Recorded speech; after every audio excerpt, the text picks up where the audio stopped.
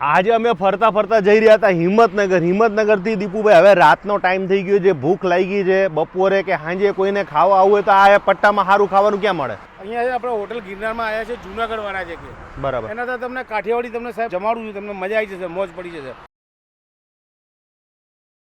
ચિલોડાથી તમે આવશો ને એપ્રોક્સ 15 થી 17 કિલોમીટર આવશો એટલે હોટલ ગિરનાર છે. બરાબર. આ ચંદ્રાલા કહેવાય. ચંદ્રાલા ગિયોડ મંદિર છે ને અંબાજી, એનાથી તમે 12 કિલોમીટર જેવા આવો. આ ઓલો મિની અંબાજી છે. મિની અંબાજીનું મંદિર છે, એનાથી આગળ આવવાનું. એનાથી આગળ તો અહીંયા આપણે હોટલ ગિરનારમાં આવ્યા છે, જુનાગઢ વાળા છે કે બરાબર. એના તો તમને કાઠિયાવાડી તમને સાહેબ જમાડું છું, તમને મજા આવી જશે, મોજ પડી જશે.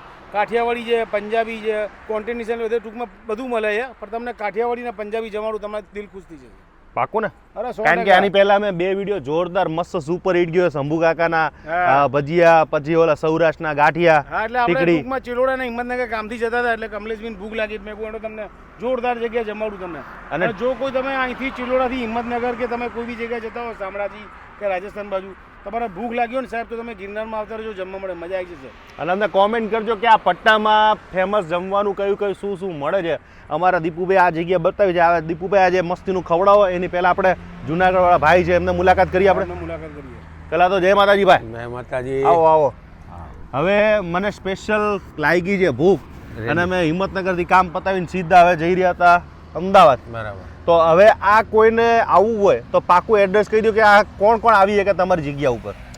અહીંથી રાજસ્થાન જવાવાળા નાથદ્વારા, શ્રીનાથજી, ઉદયપુર. અમદાવાદથી આ જ રસ્તો પડે? હા, અમદાવાદથી. આ એક જ રસ્તો કે બીજો ખરો? રસ્તો ગાંધીનગરથી બહાર નીકળો એટલે ચિલોડા ચોકડી આવે. ચિલોડા ચોકડીથી 17 કિલોમીટરના અંતરે આપણી હોટલ છે, હોટલ ગિરનાર. બરાબર. તોય છતાં એડ્રેસ લોકેશન તમને આપી દઉં, સ્ક્રીન ઉપર આપેલા નંબર પર ફોન કરવાનો. તમારું નામ કહી દેજો મને. મનોજભાઈ પટેલ. તો આ બધા દેશી કાઠિયાવાડી આપણું જમાડશો ને? પ્યોર કાઠિયાવાડી. આ તમારે ત્યાં આગળ ખાલી જમવા જ મળશે કે નાસ્તો વાસ્તો મળશે? બધું મળશે, ગરમા ગરમ ગાંઠિયા 2 પ્રકારના, વણેલા લાંબા બધું મળશે. ઓલા ફાફડા, ગાંઠિયા, 6-7 જાતના ભજીયા મળશે. પટ્ટામાં કાઠિયાવાડી ખાવું તો ક્યાં જવાનું? સારું આવશે ને ભાઈ? બધા ગયા જો ભાઈ ગિરનારમાં જ જવાનું. અમારા ભાઈને લાગી છે ભૂખ, હવે કે ચાલુ કરી દો. ચાલો, બરાબર ને ભાઈ? તો અહીંયા તમે આવી રહ્યા છો તો તમને નાસ્તો, જમવાનું બધું મળી જવાનું છે. તો અહીંયા ગેસ્ટ હાઉસ ખરું? કારણ કે ઘણીવાર લોકોને નાઇટ ડ્રાઇવિંગ નથી કરવું, કાં તો રાત્રે આખી રાત ચલાવી હોય, થાકી ગયા હોય, તો પછી રહેવા માટે વ્યવસ્થા ખરી? સારા રૂમ છે, વ્યવસ્થિત. હાઈવે પર જાજા ભાવ લ્યો તમે? કેટલા લ્યો? આપણે 1000 અને 1200 રૂપિયા. એસી વાળા રૂમના 1200 રૂપિયા. બરાબર. નોન એસીના 1000. તો રહેવાની પણ વ્યવસ્થા તમે જોઈ રહ્યા છો કે 1000 વાળો રૂમ છે, સાદો રૂમ છે, પછી આ બીજો જે જોઈ રહ્યા છો કે એસી વાળો રૂમ છે, તેની અંદર એસી લાગેલું છે. તમારે હવે જેવી ઉનાળો હોય તો એસી વાળો લ્યો, શિયાળો બધા ડિલેક્સ રૂમ છે, બધા વ્યવસ્થિત ડિલેક્સ. બધા ડિલેક્સ જોરદાર રૂમ. તમે તો આમ તલોદ ના છો, તમે ઘણીવાર બોર્ડ અવારનવાર જોઈને જોતા હતા કે જુનાગઢ જમવાનું કેવું હશે, કેવું લાગ્યું, કેવું જમવાનું? એકદમ ફર્સ્ટ ક્લાસ. જે નામ જોયું એ પ્રમાણે બરોબર છે ને? જુનાગઢ વાળાનું નામ હોય ત્યાં પહોંચી જ જવાનું. તમે શું ખાધું?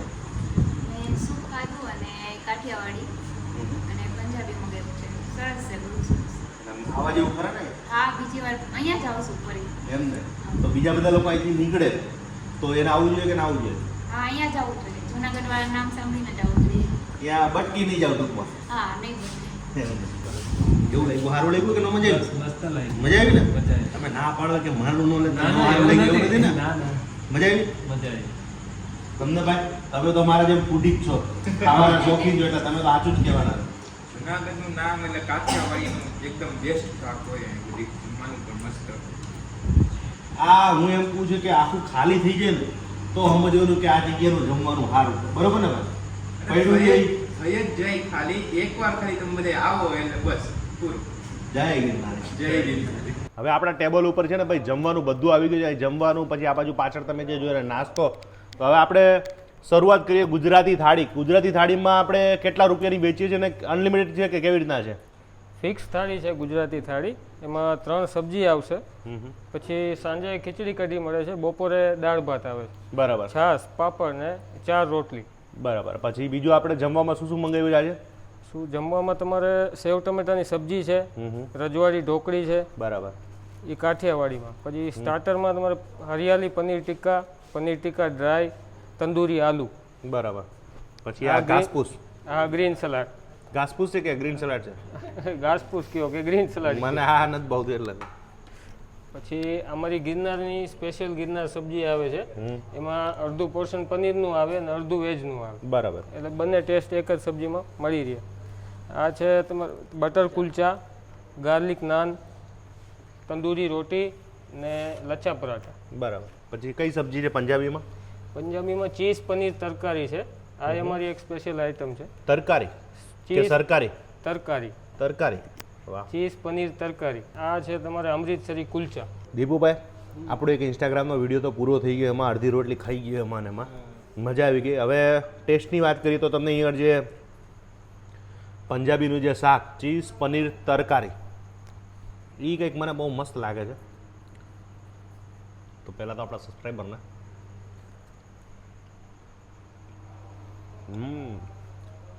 એનું પંજાબી ખરેખર મજા આવે છે, કારણ કે હાઈવે ઉપર લોકોની બહુ પ્રોબ્લેમ હોય કે દીપુભાઈ ટેસ્ટવાળું નથી હોતું જમવાનું, પણ તમને અહીંયા આગળ કોઈ જાતની કમ્પ્લેન નહીં આવે. પછી આપણે અહીંયા રજવાડી ઢોકળી,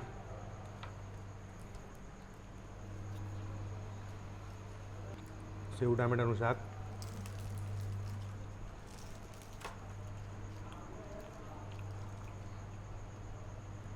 ગુજરાતી શાક છે, ઢાબા સ્ટાઇલ છે, એટલે જે આપણે રોડ ઉપર બધા લોકોની ઈચ્છા હોય કે ભાઈ ઢાબા સ્ટાઇલ ખાવું છે, એ લોકોને વધારે મજા આવશે. અને મને તો પર્સનલી કહું તો પંજાબી બહુ મસ્ત લાગ્યું મને. પછી ઓલી બે જાતની ગ્રેવી, આનું નામ શું હતું? ગિરનાર સ્પેશિયલ. ગિરનાર સ્પેશિયલ. એકમાં વેજીટેબલ એકમાં પનીર છે, પણ અહીંયા તમારું જે ચીઝ પનીર તરકારી એ બહુ મસ્ત લાગી.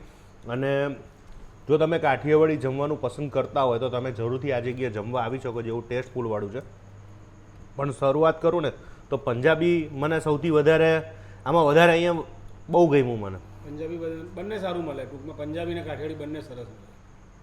અને થાળીની વાત કરું તો તમારે જો આ 170 રૂપિયાની થાળી છે, એમાં શાક આ જે સ્પેશિયલ જે શાક જે લોકોએ રોજ બનાવતા હોય છે, તો 170 વાળી થાળી પણ જો તમારે કદાચ મંગાવી તો ખાસ મંગાવજો કે આની અંદર જે સ્પેશિયલ બનાવડાવી છે.